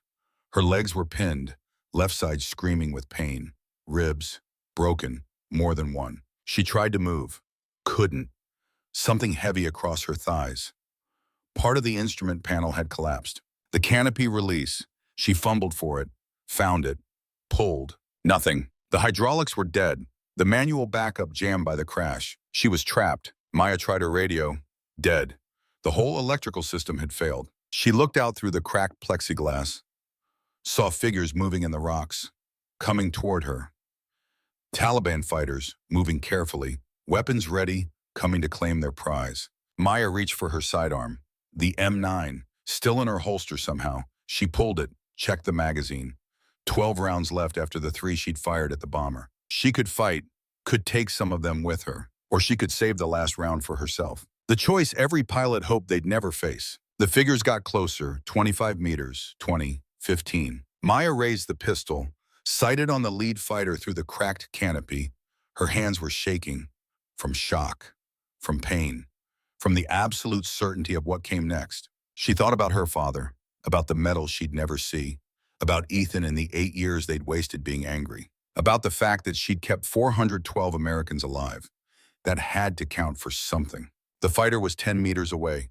8, 6. Maya's finger tightened on the trigger. And then the world exploded. Not her pistol. Something else. Something much bigger. A Hellfire missile impacted 30 meters from her position. Then another. Then a third. Precision strikes walking a line between Maya's crash site and the approaching fighters. The enemy scattered. Those who could. The rest didn't move again. Maya looked up, saw 2 shapes overhead. Apache gunships, bristling with weapons, flying low and aggressive. And behind them, a smaller helicopter, a little bird, fast and nimble. It touched down 15 meters from her aircraft, the rotor wash blasting dust across the riverbed. 4 men jumped out, full kit, weapons up, moving with the efficiency of professionals who'd done this 1,000 times. SELs? They reached her position in seconds. One of them already had a pry bar, started working on the jammed canopy. The others formed a perimeter, covering the approaches. The canopy popped, screeched open. Hands reached in, grabbed her shoulders. "Easy, ma'am. We've got you. Stay still." One of them was a medic, started checking her over. Calling out findings. Compound fracture left femur, multiple rib fractures, possible head trauma, severe lacerations. We need to move now. The Apaches overhead were still firing, keeping the enemy at distance, buying time measured in heartbeats. Then another figure appeared, coming from the little bird, moving fast despite not having a weapon drawn. Ethan. He pushed through the seals, dropped to his knees beside the cockpit. His face was tight, controlled, but his eyes were wet. "You came back," Maya managed. Her voice didn't work right, came out as a whisper. "Of course I came back. You're my sister, and I'm not losing you twice." The medic was working fast, cutting away her flight suit, exposing injuries, starting an IV, moving with practiced efficiency. "We need to extract her now. This position isn't secure." "Do it," Ethan said, "but carefully. Treat her like she's made of glass." They lifted her. Every movement was agony. Maya bit down, wouldn't scream, wouldn't give them that. The SEALs carried her to the little bird, loaded her as gently as combat allowed, strapped her down, the medic beside her, working, talking to someone on the radio about trauma protocols and blood types. Ethan climbed in, took her hand, squeezed it. "You saved us," he said. "All of us. 412 men are going home because you wouldn't quit." Maya tried to smile, wasn't sure if her face was working. Dad would have done the same thing. Yeah, he would have. And Maya, he'd be so damn proud of you. The little bird lifted, climbed fast, the Apache staying low to cover the extraction. Maya looked down one last time. At the wreckage of 2907, at the aircraft that had carried her through the impossible and died keeping her alive until help arrived. At the valley that had tried to kill her and failed. Then she looked at Ethan, at the brother she'd lost and found again in the span of one terrible morning. "I'm sorry," she said, "for blaming you, for Dad, for everything. I know, and I'm sorry too, for 8 years of being too stubborn to call, too proud to admit I was wrong." The helicopter climbed higher, the valley falling away. Behind them, the sun was coming up, painting the Hindu Kush in shades of gold and crimson. Maya's vision was fading, the pain medication kicking in, or shock, or blood loss. Probably all 3. Ethan's face swam in and out of focus. "Stay with me," he said. "Don't you check out now." You've got a court-martial to face. Can't do that if you're dead. Maya tried to laugh. It came out as a cough. Gonna be one hell of a trial. Yeah, but you'll win, because what you did was right, and everyone who was in that valley knows it. The helicopter banked, turned toward Bagram, toward medical facilities and whatever came after. Maya's eyes closed. She tried to fight it. Couldn't. The last thing she heard was Ethan's voice. Strong, steady, the voice of someone who meant every word. I've got you, Maya. You're safe now. Just rest. I'm not going anywhere. And for the first time in 8 years, Maya Winters let herself believe it. Let herself believe that family was still there when everything else fell apart. Let herself believe that sacrifice meant something. That 412 lives saved was worth the price she'd paid. The darkness took her gently, not like an enemy, like relief. And somewhere in the back of her mind, beneath the pain and the exhaustion and the certainty that her career was over, Maya felt something close to peace. She'd done what her father couldn't. She'd brought them all home, every single one. Maya woke to the smell of antiseptic and the sound of machines breathing for people who couldn't breathe for themselves. The field hospital at Bagram. She recognized it even with her eyes closed. Had visited enough wounded pilots here to know the ceiling tiles by heart. The fluorescent lights that hummed at a frequency just low enough to burrow into your skull. The way the air conditioning never quite worked right, so the whole place felt like a meat locker that couldn't decide if it was cold enough. Her left leg was elevated, encased in something hard. Her ribs were wrapped tight enough that breathing felt like a choice rather than a reflex. Her head pounded with the rhythm of her pulse. She opened her eyes, or tried to. The left one worked, the right one was swollen shut. A figure sat in the chair beside her bed. Not in uniform, civilian clothes, but sitting with the posture of someone who'd spent a lifetime at attention. Ethan. He looked up when her breathing changed, saw she was awake. Something crossed his face. Relief, maybe. Or the absence of the fear that had been living there. You're awake, he said. It wasn't a question. Maya tried to speak. Her throat was raw, dry, like someone had scraped it with sandpaper. Ethan reached for the water cup on the bedside table, held the straw to her lips. She drank. The water tasted like plastic and salvation. How long, she managed? 36 hours. They had to operate. Your femur was in pieces. The surgeon said it looked like you'd been in a car crash. Maya processed this. 36 hours, a day and a half gone. A day and a half where anything could have happened. The men, she said, Ethan's team, all safe, all stateside by now. Every single one of them. She closed her eye. Let that sink in. 412 Americans. Home alive. Because she'd refused to follow orders. The thought should have brought comfort. Should have made the pain worth it. But there was something in Ethan's voice. Something he wasn't saying. What else, she said. He hesitated, looked away, looked back. They're charging you. Formal court-martial. The paperwork came through 6 hours ago. Maya had expected this. Had known it was coming from the moment she'd stolen 297 off the flight line. But hearing it confirmed made it real in a way anticipation never could. What are the charges? Ethan pulled out a piece of paper, unfolded it, started reading like he was delivering a casualty report. Violation of Article 92, failure to obey a lawful order. Article 90, willfully disobeying a superior commissioned officer. Article 108, destruction of government property. And they're considering Article 118. Maya knew Article 118, murder. The charge they brought when a service member killed someone they weren't supposed to kill. The hostages, she said. Ethan shook his head. Number. The hostages survived. All 15. But there's a question about proportionality, about whether the force you used was justified given the threat. It was justified. I know that. Everyone who was in that valley knows that. But there are people who weren't there who are making different calculations. Maya stared at the ceiling, counted the tiles, tried to find a pattern that made sense. Who's prosecuting? Colonel Richard Hayes, JAG, Pentagon sent him special. The name meant nothing to Maya, but the fact that the Pentagon had sent someone meant this was bigger than just one pilot breaking rules. This is political, she said. Ethan nodded. They were making an example, trying to send a message about the chain of command, about what happens when people think they know better than the system. Do I get a defense counsel? You do. But Maya, there's something else, something you need to know before the trial starts. He reached into his pocket, pulled out a USB drive, set it on the table beside her bed. This arrived yesterday. No return address, no signature. Just this and a note that said you'd know what to do with it. Maya looked at the drive, small, innocuous. The kind of thing that could hold anything from vacation photos to classified documents. What's on it? Ethan's jaw tightened. The truth about Dad. The words hit like a physical blow. Maya felt her pulse spike, felt the machines around her bed start beeping faster.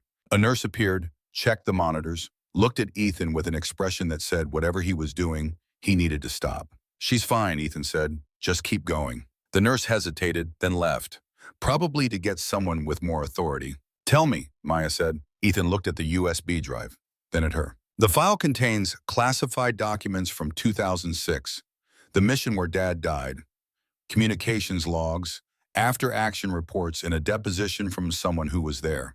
Who? Ethan took a breath. Major David Blackwood. The room tilted slightly.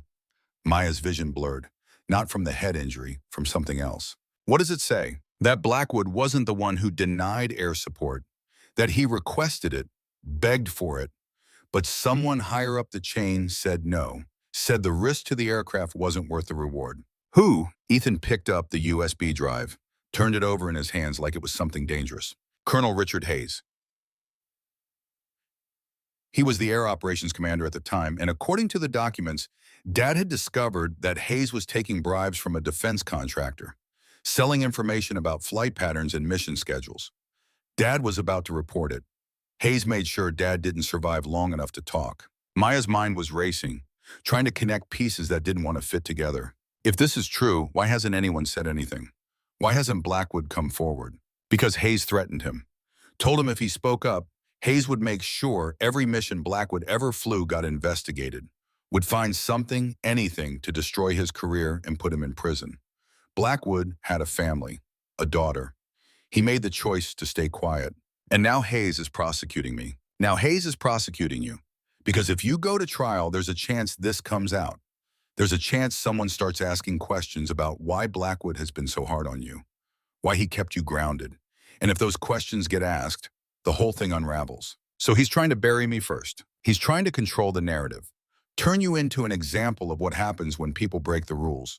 Make it about insubordination instead of about whether you saved lives. Maya stared at the USB drive, at the small piece of plastic and metal that contained 14 years of lies. We go public with this, she said. Show everyone what Hayes did. Ethan shook his head. It's not that simple. The file is classified. Using it means admitting someone leaked it, which means whoever gave it to us goes to prison, and we don't know who that was. You don't know, Maya said, but I think I do. Captain Chen, how did you know? Because she's the only one who's been helping me from the start.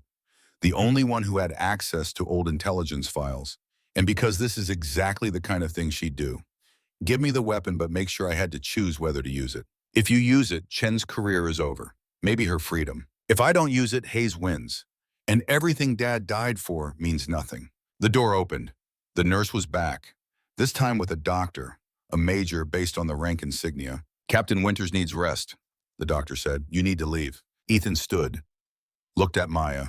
His eyes said everything his mouth couldn't, that he'd support whatever choice she made, that he'd stand beside her no matter what came next, that after 8 years of silence, he wasn't going anywhere. I'll be back tomorrow, he said. And Maya, whatever you decide to do, I'm with you. He left. The doctor checked her vitals, adjusted her pain medication, told her to sleep. Maya closed her eye, pretended to rest, waited until the doctor left and the nurses were busy with other patients. Then she reached for the call button. Not to call for help, to call for someone specific. A chaplain arrived 20 minutes later. Army captain, probably mid-30s. The kind of face that had heard a lot of confessions and absolved a lot of sins. You asked for me, he said. Maya didn't waste time. I need you to do something. And I need you to understand that what I'm about to tell you is covered under chaplain penitent privilege. The chaplain nodded, sat down in the chair Ethan had vacated. I'm listening. Maya told him about the USB drive, about what it contained, about the choice she was facing. The chaplain listened without interrupting. When she finished, he was quiet for a long moment. What are you asking me to do? He said, finally. I need you to get a message to Major Blackwood. Tell him I know the truth. Tell him I'm not going to use the file unless he wants me to. But if he's ready to tell his story, I'll stand beside him. And if he's not ready, then I'll face the court-martial on my own. Take whatever they give me and let Hayes think he's won. The chaplain studied her face. You're willing to go to prison to protect people you don't even know. I'm willing to go to prison to do the right thing. There's a difference. He stood. I'll deliver your message. But Captain Winters, you should know something. The right thing and the smart thing aren't always the same. I know, but I'm done being smart. Smart is what got us here. The chaplain left. Maya lay back, stared at the ceiling, counted tiles until the pain medication pulled her under. She woke to darkness, the hospital at night, most of the lights off, only the machines still glowing, keeping their vigil over the wounded. A figure stood beside her bed. Not Ethan this time, someone else. Major Blackwood. He looked older in the dim light, tired, like he'd been carrying something heavy for a long time and had finally been given permission to set it down. The chaplain told me, he said. His voice was quiet, controlled, but something underneath was breaking. Maya waited. You shouldn't protect me, Blackwood continued. You should use that file. Burn Hayes, save yourself, and destroy Captain Chen in the process. She made her choice when she gave you the file. Did she? Or did she trust me to make the right choice? Blackwood pulled up at the chair, sat down heavily, put his head in his hands. I've been lying for 14 years, he said, telling myself it was for the greater good, that keeping Hayes' secret protected the mission, protected the men, but it didn't protect your father, and it didn't protect you. You were trying to save your family. I was being a coward. The words hung in the air between them. Raw, honest, the kind of truth that only comes when someone's tired of running from it. There's still time, Maya said. The trial doesn't start for 3 weeks. You could come forward, tell them what really happened. Blackwood looked up. His eyes were wet, but his jaw was set. If I do that, they'll destroy me. Court-martial. Prison. My daughter will have to grow up knowing her father is a criminal. Your daughter will grow up knowing her father told the truth when it mattered. And if the truth doesn't matter, if they decide Hayes is too important to lose, if they bury it anyway, then at least we'll know we tried. Blackwood stood, walked to the window, looked out at the dark airfield where aircraft sat waiting for missions that would come at dawn. I saw the gun camera footage, he said. From your mission, the shots you made, the precision. I've been flying for 20 years, and I've never seen anything like it. I had good training. You had something more than training. You had faith in yourself, in the mission, in the idea that one person could make a difference. He turned back to face her. I lost that faith 14 years ago, when Hayes made his threat and I chose my career over the truth. I've been a good officer since then, followed the rules, did everything by the book, but I stopped believing that any of it mattered. Maya met his eyes. It's not too late to start believing again. Blackwood was quiet for a long time. Then he nodded. Once. Decisive. I'll testify. I'll tell them everything, what Hayes did, what he threatened, all of it. And when they come after you, then they come after me. But at least I'll be able to look my daughter in the eye and tell her I did the right thing. He started toward the door, stopped, turned back. Captain Winters, Maya, I'm sorry. For your father, for keeping you grounded. For every time I chose the easy path instead of the right one. You're choosing the right one now. That's what counts. He nodded, left. Maya lay back, felt something in her chest loosen, something that had been tight since her father died. The trial was still coming. The charges were still real, but now she wouldn't face them alone. The next 3 weeks passed in a blur of physical therapy and legal preparation. Her defense counsel was a JAG captain named Morrison. Young, sharp, the kind of lawyer who'd chosen military service over the money she could have made in civilian practice. Morrison laid out the case with clinical precision. Hayes is going to paint you as reckless, she said. Emotional. Someone who put personal feelings above mission effectiveness. He's going to argue that you endangered the rescue helicopters, that you wasted resources, that you destroyed an $18 million aircraft for no gain. What's our counter? That you saved 412 lives, that every decision you made was calculated, that the aircraft was already lost the moment you engaged. Morrison paused. But that's not going to be enough. Hayes is good. He's political. He knows how to play to the panel. We need something more. We have Blackwood. If he testifies, if he doesn't get cold feet, he'll testify. Morrison looked skeptical but didn't argue. Even if he does, it's risky. We're essentially accusing a colonel of conspiracy and murder. That's going to blow back on all of us. Truth is truth. Doesn't matter who it hurts. In a perfect world, you'd be right. But we don't live in a perfect world. We live in a world where careers matter, and optics matter, and sometimes the truth loses to politics. Then we make sure politics loses this time. The trial convened on a Tuesday morning. The courtroom was a converted briefing room on Bagram, chairs arranged in rows. A table for the prosecution, a table for the defense, a panel of 5 officers who would decide Maya's fate. All male, all senior to her, all with combat experience and decorations that said they'd been tested and found worthy. Colonel Hayes sat at the prosecution table, calm, composed, looking like a man who'd already won and was just here to collect the trophy. Maya sat beside Morrison, her legs still in a brace, her ribs still wrapped. She'd refused the wheelchair, walked in on crutches, made sure the panel saw that she wasn't beaten. Not yet. Hayes gave his opening statement, smooth, professional, painting Maya as a pilot who'd let emotion override judgment, who'd violated the chain of command, who'd destroyed government property and endangered lives in pursuit of personal glory. He made it sound reasonable, made it sound like justice. Morrison's opening was different, direct, simple. Captain Winters saved 412 American lives, she said. Everything else is noise. The prosecution started calling witnesses. Air traffic controllers who testified Maya had taken off without clearance. Maintenance officers who documented the loss of aircraft 2907. Intelligence analysts who stated the mission could have been accomplished with less risk. Hayes built his case brick by brick, made Maya look reckless, made her look dangerous. Then Morrison started the defense. She called Sofia Martinez first. Captain Martinez took the stand in full dress uniform, looked at the panel with the confidence of someone who'd earned the right to be there. Morrison walked her through the mission, the SAM threats, the danger close engagements, the precision required. In your professional opinion as an F-16 pilot, Morrison asked, could anyone else have done what Captain Winters did that day? Sofia didn't hesitate. No, the shots she made were beyond what most pilots could attempt. She saved lives that would have been lost if anyone else had been flying that mission. Hayes cross-examined, tried to poke holes, tried to get Sofia to admit Maya had been lucky rather than skilled. Sofia didn't budge. Then Morrison called Ethan. Master Sergeant Cole walked to the stand with the bearing of someone who'd done harder things than testify. He was sworn in, sat down, looked at Maya once before turning to Morrison. Sergeant Cole, what happened in Tangi Valley? Ethan told it straight. No embellishment, no drama. Just the facts of 412 men surrounded and a pilot who'd refused to let them die. Without Captain Winters, how many of your men would have survived? Ethan's jaw tightened. None. We'd all be dead, or worse. Hayes didn't cross-examine. Couldn't. Anything he asked would just reinforce what Ethan had already said. Morrison called 3 more SEALs. All of them said the same thing. Maya had saved their lives. Nothing else mattered. Then Morrison stood. The defense calls Major David Blackwood. The room went quiet. Hayes' head snapped up.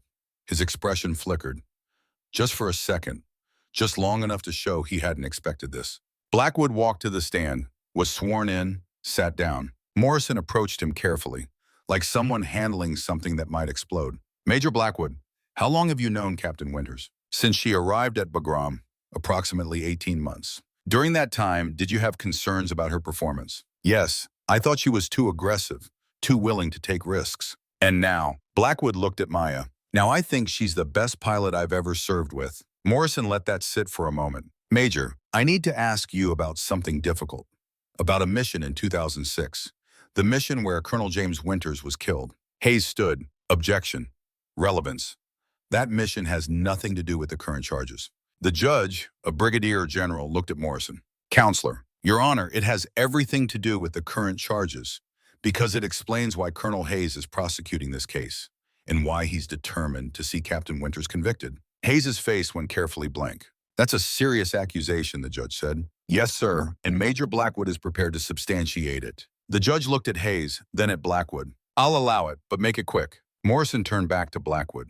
Major, tell us what happened. Blackwood took a breath and told the truth. He told them about Hayes taking bribes, about Colonel Winters discovering it, about Hayes denying air support and letting Winters die, about the threats that kept Blackwood quiet for 14 years. The room was dead silent when he finished. Hayes was on his feet. This is a fabrication, a desperate attempt to deflect from the defendant's crimes. Morrison pulled out the USB drive. Your Honor, the defense submits into evidence classified documents that corroborate Major Blackwood's testimony.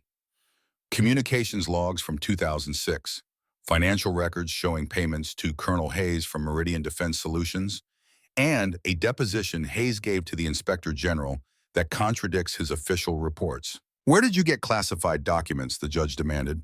They were provided anonymously to the defense.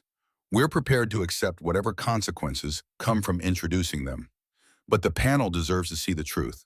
The judge looked at the USB drive, at Hayes, at the panel. This court is in recess. I need to review these documents before we proceed. The room cleared. Maya sat at the defense table, Morrison beside her. That just happened, Morrison said. Maya nodded, felt numb, felt like she was watching someone else's life. 2 hours later, the court reconvened. The judge's face was stone. After reviewing the submitted evidence, this court has determined that there are serious questions about the prosecution's conduct. Colonel Hayes, you are hereby removed from this case pending a full investigation. This trial is suspended until a new prosecutor can be assigned. Hayes stood frozen. His face had gone gray. The judge looked at Maya. Captain Winters, you are released to limited duty pending the conclusion of these proceedings. The charges against you remain, but the court acknowledges the extraordinary circumstances surrounding your actions. The gavel fell. It wasn't over, not yet. But for the first time since she'd taken 297 off the flight line, Maya felt like maybe she could win. She stood, walked out of the courtroom on her crutches. Ethan was waiting in the hallway. You did it, he said. We did it. He hugged her, careful of her ribs, of her injuries, of the fact that she was still broken in ways that would take time to heal. When he pulled back, Maya saw someone else in the hallway. Captain Jennifer Chen. Maya hobbled over to her. Chen's face was carefully neutral, but her eyes said everything. You knew what you were doing, Maya said, when you gave me that file. I gave you information. What you did with it was your choice. I could have destroyed you. Chen smiled slightly. But you didn't, because you're better than that. Why did you do it? Because some lies are too important to let live. And because your father was my commanding officer once. He deserved better than what Hayes gave him. Maya didn't have words, just nodded. Chen nodded back, turned, walked away. Maya watched her go, then looked at Ethan. What happens now, she asked. Now we wait. The investigation takes its time. The truth comes out, and maybe eventually we get justice. And if we don't, then we know we tried, and sometimes that has to be enough. They walked out of the building together, into the Afghan sun, into a future that was uncertain but no longer felt impossible. Behind them, the courtroom sat empty, the evidence logged, the truth recorded. And somewhere in the Pentagon, people who thought they were safe started to realize that secrets don't stay buried forever, that eventually someone always finds the courage to dig them up. Maya looked at the flight line, at the A-10 sitting ready, at the whole apparatus of air power and American might. She wasn't sure if she'd ever fly again, wasn't sure if the Air Force would let her. But she knew one thing with absolute certainty. She'd done the right thing, saved the people who needed saving, told the truth when it mattered. And if that wasn't enough for the system, then maybe the system needed to change. The sun climbed higher, the day grew hot, and Captain Maya Winters took one step forward, then another, toward whatever came next. 3 months after the trial suspended, Maya stood in front of a classroom that smelled like floor wax and ambition. Weapons School, Nellis Air Force Base, Nevada, the same place that had written her up as too emotional, too aggressive, too willing to break rules. Now they wanted her to teach. The irony wasn't lost on anyone. 24 pilots sat in the chairs facing her, a mix of A-10, F-16, and F-15 drivers. All of them combat experienced, all of them handpicked for advanced tactical training, all of them wondering what a captain with a suspended court-martial could possibly teach them. Maya looked at their faces, saw the skepticism, the doubt, the same expression she'd seen on Major Blackwood's face 18 months ago. She picked up a piece of chalk, wrote on the board in block letters. Rule number 1, technology is a promise. The plan is you. Then she turned to face them. I'm Captain Maya Winters, she said. 3 months ago, I violated direct orders, stole an A-10, and flew an unauthorized combat mission that saved 412 Americans. I destroyed an $18 million aircraft, got shot down, nearly died, and ended up in a court-martial that's still hanging over my head. She paused. I'm going to teach you how to do the same thing, minus the court-martial part. A few of them smiled. Not many, but enough. One pilot raised his hand. Major, based on his rank, older than Maya by at least a decade. With respect, ma'am, half the people in this room think you're a hero. The other half think you got lucky. Which one is it? Maya looked at him, held his eyes. Ask me again after we're done, and I'll tell you. She spent the next hour walking them through Tangi Valley. Not the sanitized version from the official after-action report. The real version. Every mistake, every decision point, every moment where she could have done or killed friendlies or failed. She showed them gun camera footage, the shots that worked and the shots that almost didn't, the precision required, the risk accepted. Then she stopped the playback. "Now tell me what I did wrong," she said. Silence. "Come on. I know what I did wrong. Let's see if you do." Finally, a young lieutenant spoke up. Female F-16 pilot based on her patch. "You engaged before confirming the hostage locations." Maya nodded. "Correct. I had intelligence that said 15 civilians were being used as shields, but I didn't personally verify. I trusted the information." "What else?" "Another pilot, this one an A-10 driver." "You put yourself in a position where ejection meant capture." "Also correct. I was too deep in the valley, too far from friendly territory. If I'd had to punch out, the enemy would have gotten me before anyone could extract." "What else?" The questions came faster now. The pilots engaging, pointing out tactical errors, places where Maya had gambled and won, but could have lost. She acknowledged everyone, didn't defend, didn't justify, just nodded and said, "Yes, you're right, that was a mistake." When they finished, she looked at them. "I made 17 tactical errors in that mission," she said. "Any one of them could have gotten people killed. But I made one decision that mattered more than all the errors combined." "What was that?" someone asked. "I decided that saving 412 lives was worth risking one. Mine. And once I made that decision, every other choice became clear." She moved to the next slide, a terrain map of Tangi Valley. "This is what I want you to understand. Technology will give you options. Training will give you skills.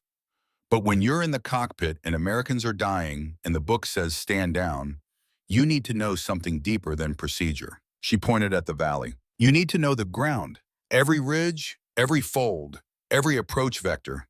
Not from a computer screen. From studying it like your life depends on it. Because someday it will." Over the next weeks, Maya taught them her method. How to read terrain in 3 dimensions. How to calculate gun solutions manually when the computers failed.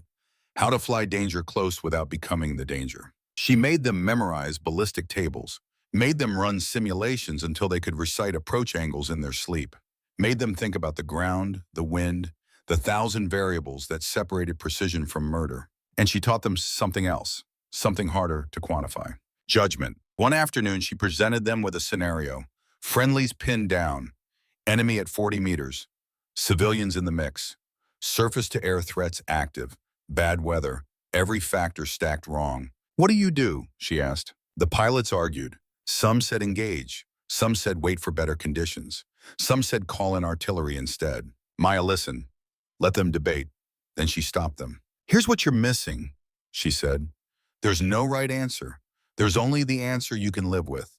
Because whether you engage or don't engage, people might die. And you're going to carry that either way." She pulled up actual footage from another mission. One where a pilot had followed doctrine, waited for clearance. By the time clearance came, the friendlies were dead. Then she showed footage from a mission where a pilot had engaged without authorization. Killed the enemy, saved the friendlies, got court-martialed anyway. "Both pilots made the choice they thought was right," Maya said. "One of them gets to sleep at night, the other one doesn't. Your job is to figure out which one you want to be." The room was quiet. Because here's the truth nobody wants to say out loud. Sometimes the system is wrong. Sometimes the people making decisions are so far from the fight that they can't see what you see. And when that happens, you have a choice. Follow the system and watch people die, or break the system and accept the consequences. A captain in the back raised his hand. "How do you know when to break the rules?" Maya thought about it. When the cost of following them is higher than the cost of breaking them. When you've done everything you can to work within the system and the system isn't working. When Americans are going to die and you're the only one who can stop it. She paused. "And when you're willing to pay the price." "What price?" "Your career, your freedom, your life, whatever it takes." The classroom felt smaller suddenly, more serious. "That's a lot to ask," the captain said. "Yes, it is. And if you're not willing to pay it, that's okay. Most missions won't require it. Most of the time, the system works. But when it doesn't, you need to know what you're made of before you're in the cockpit." After class, the young female lieutenant approached Maya's desk. "Ma'am, can I ask you something?" "Go ahead. Do you regret it? Everything that happened?" Maya considered the question. I regret that I had to make that choice. I regret that the system failed badly enough that breaking it was the right call. But do I regret saving those men? No, never. The lieutenant nodded, started to leave, stopped. My brother was on the ground that day, in Tangi Valley. He's a SEAL. He wrote me a letter after you got him out. Said to tell you thank you if I ever met you. What's his name? Petty Officer Kyle Morrison. Maya remembered the name, remembered seeing it on the personnel roster. Tell Kyle he's welcome, and tell him to stay safe. I will, ma'am. The weeks turned into months. Maya taught, refined her methods, watched pilots who'd been skeptical become believers. Watched the ones who'd been believers become better. The court-martial hung over everything. Suspended but not dismissed. The investigation into Hayes was ongoing, slow, grinding through layers of classified material and protected testimony. Blackwood had been placed on administrative leave. Not punished yet, but not exonerated either. The system processing his confession with the speed of bureaucracy. Then 6 months after the trial stopped, Maya received a summons. Report to the office of General Marcus Tillman, Commander of Air Combat Command. She showed up in dress blues. Ribbons and medals earned in combat. The fabric still smelled new because she rarely wore the uniform. Preferred flight suits. Preferred being ready to fly. General Tillman's office occupied the top floor of the headquarters building. Windows overlooking the flight line.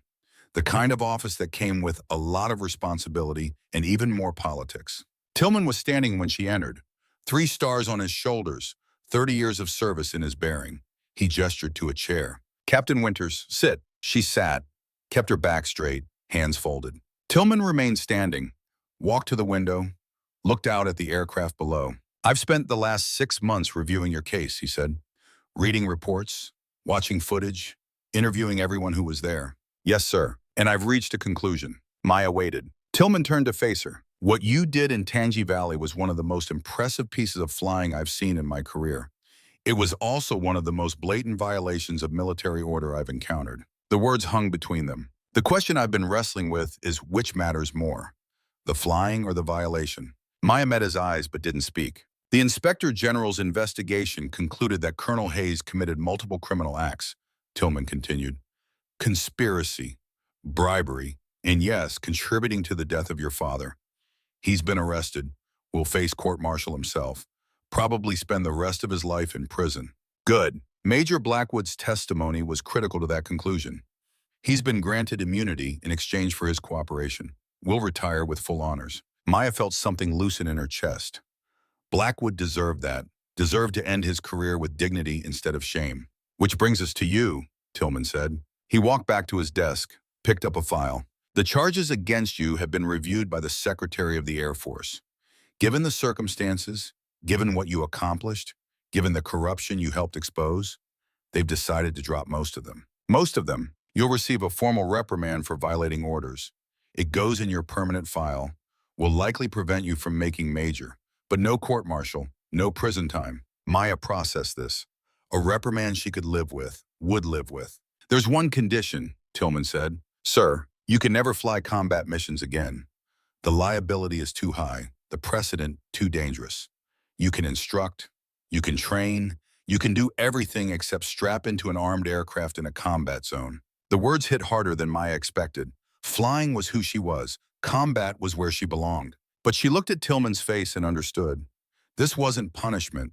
This was the system trying to find balance, trying to honor what she'd done while making clear that it couldn't be repeated. She thought about the classroom full of pilots, about teaching them to read terrain and make hard choices, about the young lieutenant whose brother she'd saved, about building something that would outlast her. I understand, sir. Tillman nodded. Good, because we're creating a new program. Close Air Support Advanced Tactics. You're going to run it, develop the doctrine, train the instructors, make sure the next time someone faces what you faced, they're ready. It wasn't what she'd wanted, but maybe it was what she needed. Yes, sir. When do I start? You already have. That classroom at weapons school, those pilots you've been teaching, that's the program. We're just making it official. Tillman extended his hand. Welcome back to the fight, Captain. Maya shook his hand, felt the weight of the moment. One more thing, Tillman said. Your father, Colonel James Winters, the Air Force is posthumously awarding him the Distinguished Flying Cross for valor in combat, for discovering corruption that threatened operational security. The ceremony is next month. I expect you to be there. Maya's throat tightened. Couldn't speak. Just nodded. Dismissed. She stood, saluted, walked out of the office with her career intact and her purpose redefined. The ceremony took place at Arlington National Cemetery. Gray sky, cold wind, rows of white headstones stretching to the horizon. Maya stood beside her father's grave. The marker was simple. Name, rank, dates. Nothing about how he died or why it mattered. Ethan stood beside her, in dress uniform, Master Chief Petty Officer now, promoted for his actions in Tangi Valley. A crowd had gathered, military brass, active duty, veterans, and 412 men who'd been in a valley 6 months ago when Maya decided their lives mattered more than regulations. They'd come to witness, to remember, to say thank you to a man they'd never met but whose daughter had saved them. General Tillman presented the medal, spoke about Colonel Winter's service, about his integrity, about the price he'd paid for doing what was right. Then he turned to Maya. Your father would be proud of you, he said quietly, of what you did, of who you've become. Maya took the medal, felt the weight of it, the medal cool against her palm. When the ceremony ended, the 412 lined up. One by one, they approached, shook her hand, said thank you. Some of them cried, some of them just nodded. All of them meant it. Ethan waited until they were done, until it was just the two of them standing in the cold beside their father's grave. He was a good man, Ethan said. He was. And he deserved better than what Hayes gave him. But he got justice eventually, because of you, because of us. You testified. That mattered. Ethan looked at the medal in Maya's hands. What are you going to do with it? Keep it. Remember him.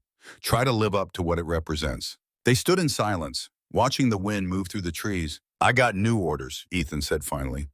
They're sending me to Virginia, instructor duty at Dam Neck, the SEAL training facility, where they made more warriors like him. You gonna take it? Yeah, I think I am. Been doing the door-kicking thing for 12 years. Maybe it's time to teach someone else how.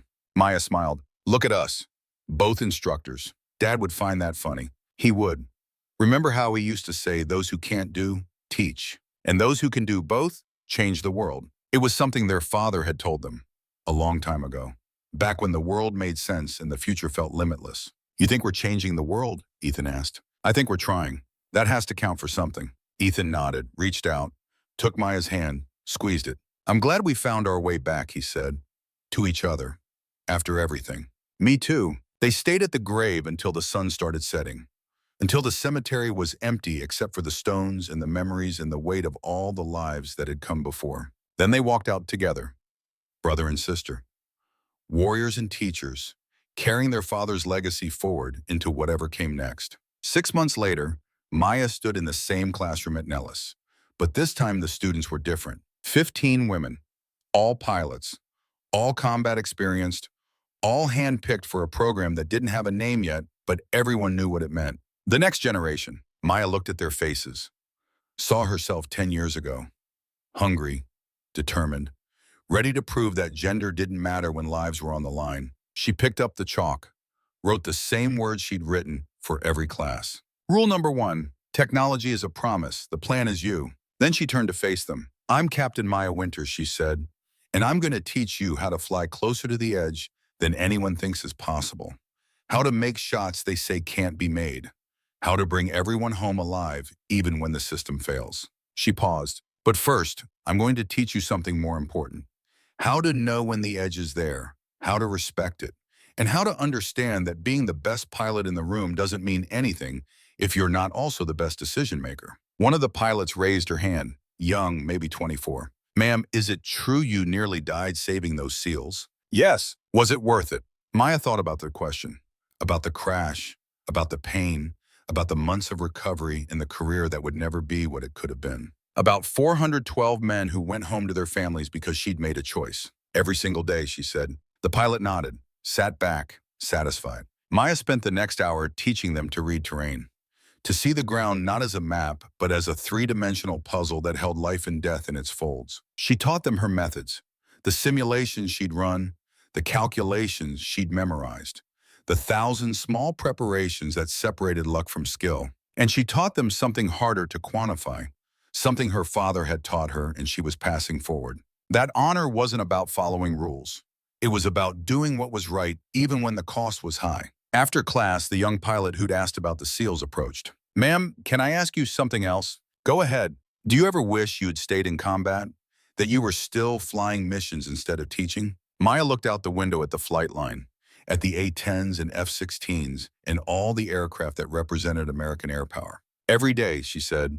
"But then I think about the pilots I'm training, about the missions they'll fly, the lives they'll save, and I realize maybe this is where I belong now." The pilot considered this. "My name is Sarah Hayes," she said. Maya's attention sharpened. "Any relation to Colonel Richard Hayes?" "He's my father.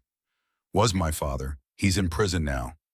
Will be for the rest of his life." "I'm sorry." Sarah shook her head. "Don't be. What he did was wrong. What you did was expose it. My whole life I thought my father was a hero. Turned out he was just a man who chose the easy path over the right one." She paused. "I asked to be assigned to your class because I wanted to learn from someone who made the opposite choice, someone who chose right even when it cost everything." Maya looked at Sarah's face, saw no anger there, no resentment, just a young pilot trying to be better than the legacy she'd inherited. "What's your specialty?" Maya asked. "A 10. Same as you." "Why?" "Because I read the after-action reports from Tangi Valley. Saw what you did, decided that's the kind of pilot I want to be." Maya felt something shift, some weight she'd been carrying without knowing it. "Then let me teach you," she said. "Let me show you how to fly like your life isn't the most important thing in the cockpit. Like saving others matters more than coming home." Sarah's eyes widened slightly. "Isn't that the opposite of what they teach in survival training?" "Yes, but survival training doesn't cover what to do when the mission is more important than survival. When the math says you're probably going to die, but going anyway is still the right call. And you can teach that. I can teach you how to make that decision with eyes open, how to calculate the risk, how to know when sacrifice is necessary and when it's just suicide with good intentions." Sarah nodded slowly. "Then teach me." Over the following months, Maya did exactly that. Taught Sarah and the 14 other pilots everything she knew. Pushed them harder than they'd been pushed before, made them earn every bit of knowledge, and watched them become something extraordinary. 1 year after Tangi Valley, the program graduated its first class. 15 pilots who could fly danger close, who could read terrain like a language, who understood that sometimes the book was wrong and judgment mattered more than procedure. The graduation ceremony was small. Just the pilots, their families, and a few senior officers who understood what was being built here. General Tillman gave a speech about the future of close air support, about the lessons learned in blood and written down so they wouldn't have to be learned again. Then he called Maya forward. "Captain Winters, you've built something important here, something that's going to save lives for decades to come. The Air Force recognizes that contribution." He held up a medal, the Distinguished Flying Cross, the same award her father had received posthumously, for extraordinary achievement while participating in aerial flight, for developing and implementing advanced close air support tactics that significantly enhanced combat effectiveness, for exemplary service as an instructor and leader. He pinned it to her chest beside the ribbon she'd earned in combat, beside the Air Medal and the Commendation Medal, and all the other pieces of metal that said she'd served and served well. The room applauded. Maya looked out at the 15 pilots she'd trained, at Sarah Hayes in the front row, at the future taking shape before her eyes. And she knew this was why she'd survived, why she'd been pulled from that crashed A-10, why she'd endured the trial and the pain and all the consequences of choosing right over easy. Not to be the best pilot, but to make more pilots who were better than she'd been. That night, Maya sat alone in her quarters, took out a letter she'd written a year ago, the one she'd sealed in an envelope and put in her desk before stealing 297. She opened it now, read the words. "If you're reading this, I acted because 381 Americans were dying while paperwork argued with itself." She'd been wrong about the number. Had been 412, not 381, but the sentiment was right. Maya pulled out a pen, added a note at the bottom. "They all came home, and I learned that sometimes breaking the rules is the only way to follow the most important one. Take care of each other, no matter what." She signed it, dated it, put it in her desk beside her father's medal. Then she walked outside. The Nevada night was clear, stars visible despite the base lights, the flight line quiet except for the occasional sound of an engine test. Maya looked up at this sky, at the vastness of it, at all the space where aircraft flew and pilots made decisions and lives hung in the balance. She thought about her father, about Ethan, about 412 men who were alive because she'd refused to accept defeat, about Sarah Hayes and 14 other pilots who would carry forward what Maya had taught them, about the fact that sometimes one person could make a difference, could change the trajectory of lives and missions and maybe even history if they were willing to pay the price. Maya smiled, small, private, the kind of smile that came from knowing you'd done what you were meant to do. Then she turned and walked back inside. There was work tomorrow. Always would be. Pilots to train, tactics to refine, the endless mission of making sure that the next time someone faced impossible odds, they'd be ready. Ready to fly danger close, ready to make the hard call, ready to bring everyone home alive. And if Maya Winters had anything to say about it, they'd do it without having to steal aircraft or violate orders or crash in hostile territory. They'd do it the right way she was teaching them, the way her father would have wanted. Behind her, the flight line stretched into darkness, aircraft waiting for dawn, for the next mission, for the moment when another pilot would strap in and take to the sky and face whatever came. Maya had done her time in that seat. Now it was someone else's turn. Her job was to make sure they were ready, and she would be, every single day, for as long as they let her. Because that's what warriors did. They fought, they taught, they passed the torch, and they made damn sure the next generation was better than they'd been. The stars turned overhead. The night rolled on, and Captain Maya Winters, call sign Phantom 7, walked into the future she'd earned with blood and courage and the absolute refusal to let good people die while she watched. The story wasn't over. It was just beginning. And this time she wouldn't be writing it alone. The hardest part of this story? That 14-year conspiracy. Her father died because someone chose career over honor. She refused to let it happen again, even if it cost her everything. For the veterans here, you know that moment when the rulebook fails and it's just you and your conscience. What would you have done? 412 lives or your career? Drop your answer below. And if this one hit home, subscribe. More untold missions coming.